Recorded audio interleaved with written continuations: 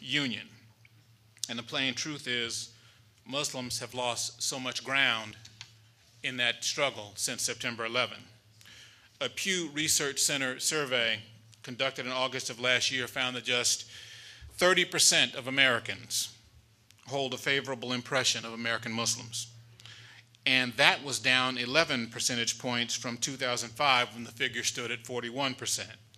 Now, granted, the survey last year was conducted at the height of the controversy over the so-called terror mosque that was being erected in New York City 2 blocks from the site of the former World Trade Center. But even that tells you something about how much ground Muslims have lost. Before last summer's controversy abated, there were people holding signs and chanting slogans not just against a mosque in New York City, a neighborhood, by the way, for the record, where there is, for the record, already a mosque operating, but not just in New York City, but also in places as far-flung as Tennessee, Florida, Wisconsin, and California, hundreds and thousands of miles away from ground zero. Before September 11, do you remember anyone protesting the erection of a mosque?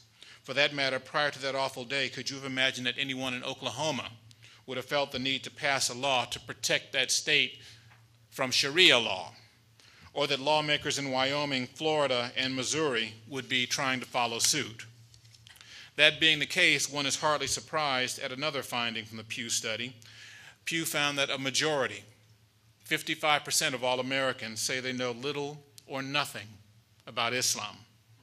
Needless to say, then, you got your work cut out for you. Or perhaps more accurately, we've got our work cut out for us. Because what we are talking about here is not, in the largest sense, a Muslim problem. It is rather an American problem.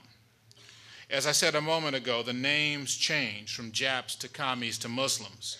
But what absolutely does not change is the paranoid, xenophobic, absolutely terrified American response to the notion of strangers in our midst. And if we are going to, in the words of Langston Hughes, help America be, then we have to learn to look beyond just that which affects our individual communities. We have to learn not to be blinded by our parochial concerns. We have to see the connectedness of our experiences. We have to comprehend, as Dr. King said, that all life is interrelated, and that we are, as he put it, caught in an inescapable network of mutuality, tied in a single garment of destiny. Whatever affects one directly affects all indirectly. I can never be what I ought to be, he said, until you are what you ought to be. And you can never be what you ought to be until I am what I ought to be. So that as America cannot be, while it treats its Muslims as dangerous interlopers, it also cannot be while it mass incarcerates its African Americans. It also cannot be while it denies fundamental human rights to its gay men and lesbians. It also cannot be while it demands its Latinos show their papers like a Jew in Germany in 1938. We are all involved in one another's stories. All our lives are interconnected. It is time we realize this. It is time we got up off the couch and did our part to help America be. We are a generation narcotized, a generation drugged by a consumer culture that has taught us that revolution has a logo and a tour jacket, and change has a corporate sponsor. We fool around with our iPods and our iPads, our iPhones and our laptops. We text and we IM and we Facebook, and then we wonder how we can go about making our voices heard. Just purely ironic. Indeed, I often speak before groups of young people at colleges, and inevitably, one of them will say to me, we would like to make change, we would like to help America be, but how can we go about doing that?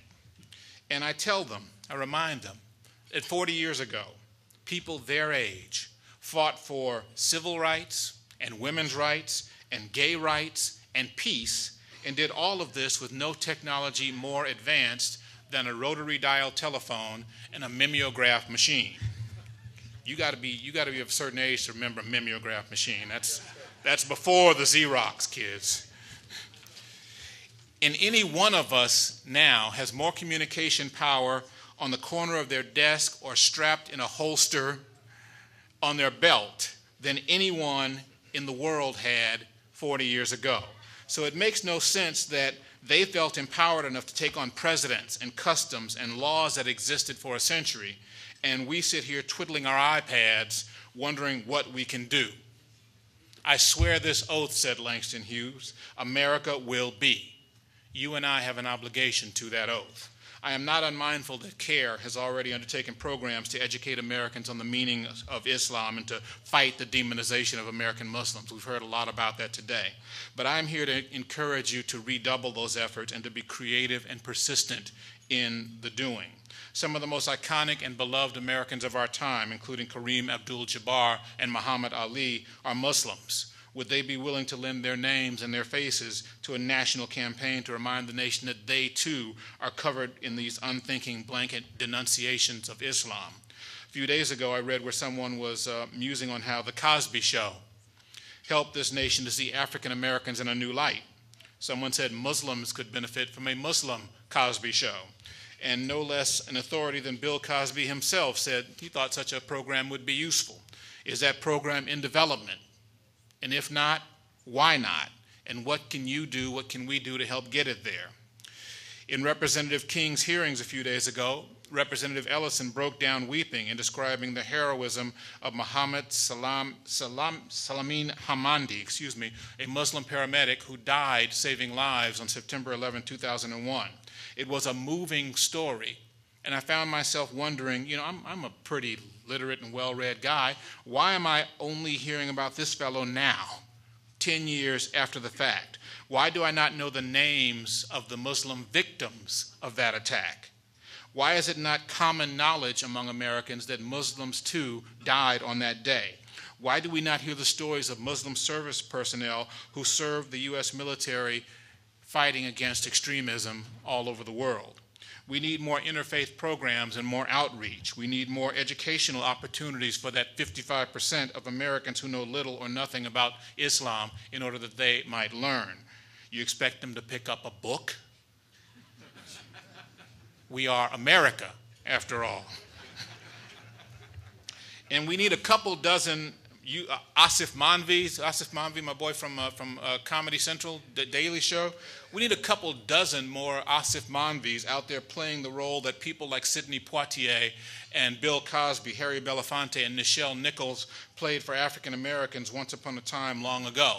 Cultural groundbreakers, emissaries to white America from the planet Negro. The problem that faces Muslim Americans is one that I, as an African American, am extremely familiar with. It boils down to a question of identity. If you do not stand up and say who you are, say it loudly and boldly and repeatedly, then you leave it open for others to define who you are. And they will never, take my word for this, they will never have your interests at heart when they do so. As it stands now, American Muslims are defined by extremists and fanatics who think Allah requires them to ignite car bombs, and by paranoid, delusional pundits and politicians who see no injustice in tarring over 1 billion people with the crimes and the madness of a few hundred. All of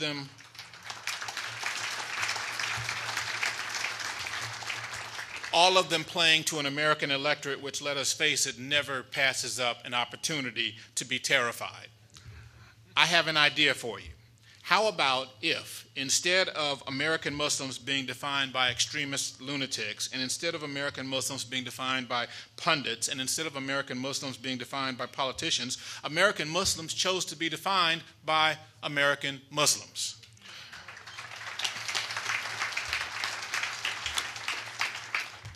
And how about if, in so doing, American Muslims reminded the rest of the nation that they love America for the same reason the rest of us do, for that promise that the founders made 235 years ago, and that we cannot be America, not the America of that revolutionary promise, if we keep cowering in bunkers built of untruth, if we keep embracing the claustrophobic, xenophobic, and small-minded parochialism that have characterized this era, if we all keep allowing ourselves to be herded and prodded like cattle by our own paranoia and fear, until we are willing to compromise our rights, our freedom, our very identity for the fake promise of safety.